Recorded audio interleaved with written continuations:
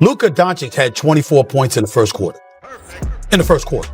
I mean, had 30 at halftime with 6 assists. The brother's looking spectacular and a clear, one of the top candidates for league MVP honors if he continues to look the way that he has looked. What a start, though, by Luka, man. I mean, he lit the whole arena on fire with those threes. The Clippers, you remember all those years, how they used to dominate us for 4 or 5 years? We'd be sitting here like, they used a team that can play, can match and defend. And I just thought the role players, as you mentioned. But the way Luka is looking, it just is something special to behold. Make no mistake about it. And the Lakers are doing their thing right now. They could be in the mix. It would not surprise me at all if the Lakers win the conference final. The Los Angeles Lakers are suddenly on fire. 5 straight wins. Undefeated in NBA Cup group play. And now the entire basketball world is starting to ask the same question. Are we watching the beginning of another Lakers dynasty? But this is where the conversation gets explosive. Stephen A. Smith just delivered a massive take on national television, and it instantly sent shockwaves through NBA fans. According to Stephen A., the Lakers' recent surge is not simply about getting LeBron James back healthy. It's not just chemistry. It's not just momentum. In his eyes, this entire machine is being driven by one player, Luka Dončić. And if he's right, this conversation changes completely. Because now we're no longer talking about a team that might sneak into the playoffs. We're talking about a roster that could realistically compete for a championship if everything locks into place at the right time. But that's also where the uncertainty kicks in. Can Luka and LeBron actually coexist long enough to win at the highest level? Can 2 players who naturally dominate the ball fully blend their styles over a deep playoff run? Or are we watching a situation that looks incredible on the surface while quietly building toward tension underneath? That's why the win over the Los Angeles Clippers on Tuesday night felt bigger than a normal regular season game. It wasn't just another victory in November. It looked like a statement. The Lakers played with confidence, pace, and control. The offense had rhythm. The spacing looked cleaner. The energy felt different. And at the center of everything was Luka orchestrating the floor like he'd already been running the franchise for years. That's the part making people around the league pay attention. Because when Luka controls the game, the offense suddenly feels connected. Players move with purpose. Role players get easier looks. The ball doesn't stick. Everything flows naturally. And when that version of the Lakers shows up alongside a locked-in LeBron, the ceiling becomes terrifying. That's why Stephen A.'s comments hit so hard. He wasn't just praising Luka's talent. He was basically suggesting that Luka has become the engine of the entire operation. And honestly, the recent performances make it difficult to completely dismiss that idea. LeBron still brings leadership, experience, scoring, and unmatched basketball IQ. But Luka changes the structure of the team itself. He dictates tempo. He manipulates defenses. He creates offensive balance. And most importantly, he makes the players around him feel involved. That's what separates good teams from dangerous teams. But here's the bigger question nobody can answer yet. What happens when the pressure rises? Because regular season chemistry and championship chemistry are not always the same thing. Once playoff adversity hits, once egos get tested, once late game possessions become tighter and every decision gets magnified, that's when we'll really find out whether Luka and LeBron can thrive together or whether the partnership starts pulling in different directions. And that's why this Lakers story feels so fascinating right now. On one hand, it looks like the beginning of something special. On the other hand, it feels like a high-pressure experiment involving 2 basketball masterminds trying to share control of the same empire. If it works, the Lakers become terrifying. If it doesn't, this could turn into one of the most dramatic superstar partnerships the NBA has seen in years. Yeah, I think we played a great game. I think they were hitting a lot of shots, especially in the first half. I think our full-court defense was great, better than all 3 quarters. So to close it out, it means a lot. 43 points, 13 assists, 9 rebounds. Just 1 rebound away from a triple-double. That was the stat line Luka Dončić put up against the Los Angeles Clippers. But honestly, the numbers still don't fully capture what happened that night. Because this wasn't just a player stacking stats. This was complete control. Complete domination. Luka walked into a rivalry game inside a hostile crowd at Crypto.com Arena and completely dismantled one of the better defensive teams in the Western Conference. And then came the first quarter. 24 points in a single quarter. That's not normal hot shooting. That's the kind of performance where fans start refreshing box scores mid-game because it feels unreal. Every possession felt like Luka was operating at a completely different speed mentally than everyone else on the floor. Step-back threes. Tough finishes. Cross-court passes. Mismatches hunted perfectly. It looked less like a basketball game and more like Luka dictating every single defensive mistake the Clippers made. And here's why the moment hit even harder for Lakers fans. The last player in a Lakers uniform to score 24 points in one quarter was Kobe Bryant back in 2007. That's legendary territory. That's not just another big regular season performance. That's the kind of statistical company that instantly grabs the attention of the entire basketball world. Because when your name starts getting connected to Kobe-era Lakers history, people stop looking at you like a new addition and start looking at you like the potential face of the franchise. And that's exactly why this game felt so important. Luka didn't just put up numbers.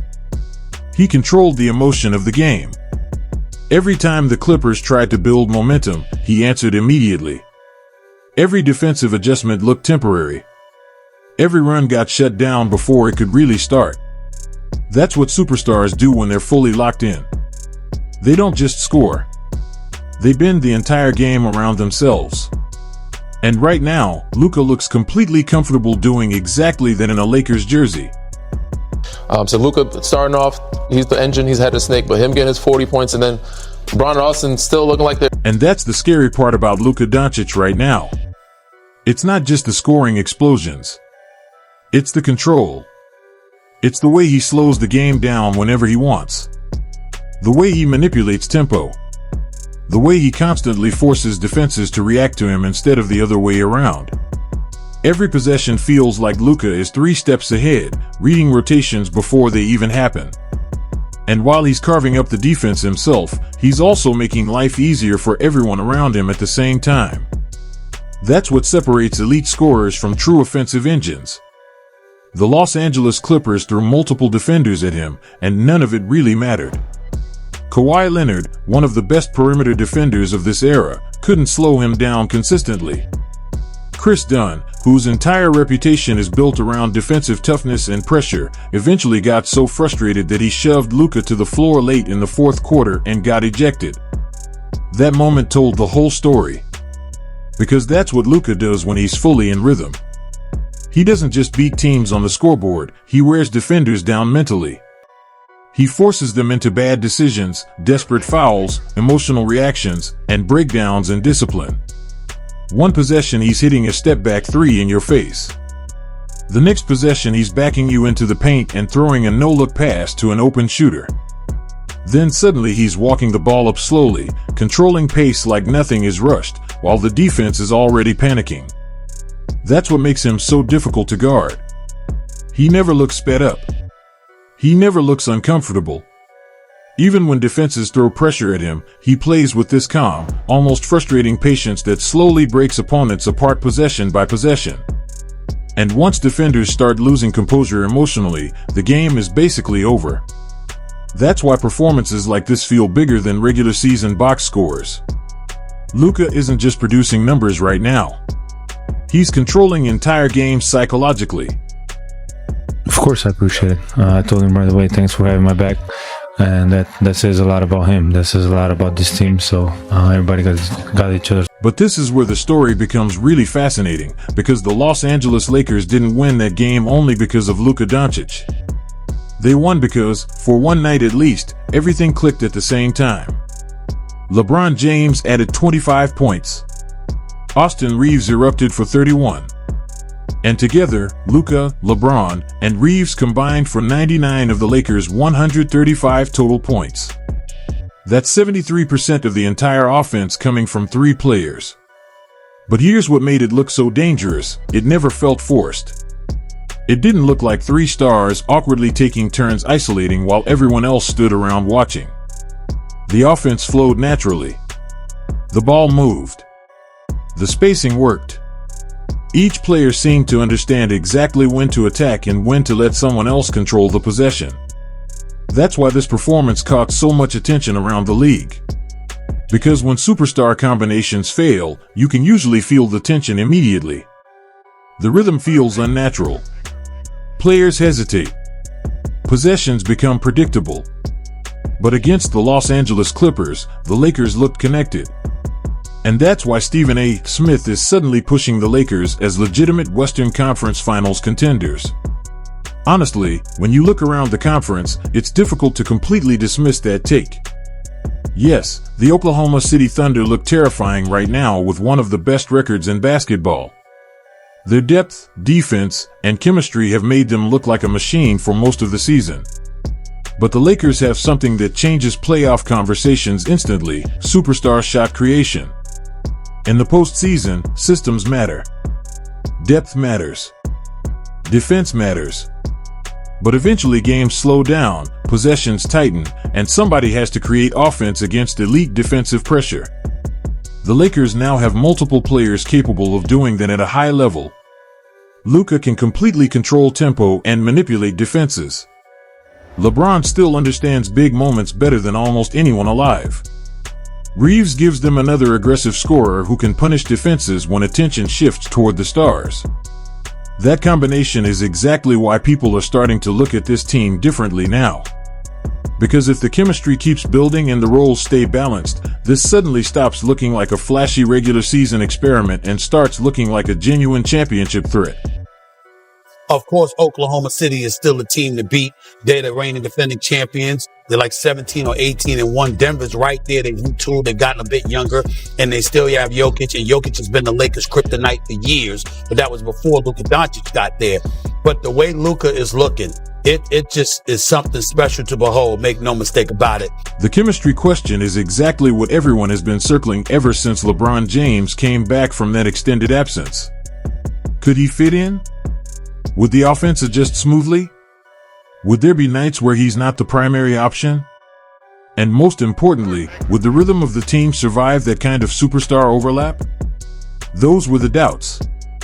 But the early results have been surprising in a different way. Because instead of breaking the flow, the Los Angeles Lakers have looked more fluid than expected in stretches. The offense hasn't looked like a battle for touches. It's looked more like a shared system where different players take control depending on matchups and momentum. Luka Dončić naturally runs the game through creation and tempo control. LeBron still brings structure, decision-making, and late-game command. And when Austin Reeves is aggressive, he becomes another pressure point defenses have to account for. That combination is what makes things complicated for opponents. It's not just one primary engine anymore, it's multiple players capable of initiating offense at a high level. And that's why the early returns feel so unexpected.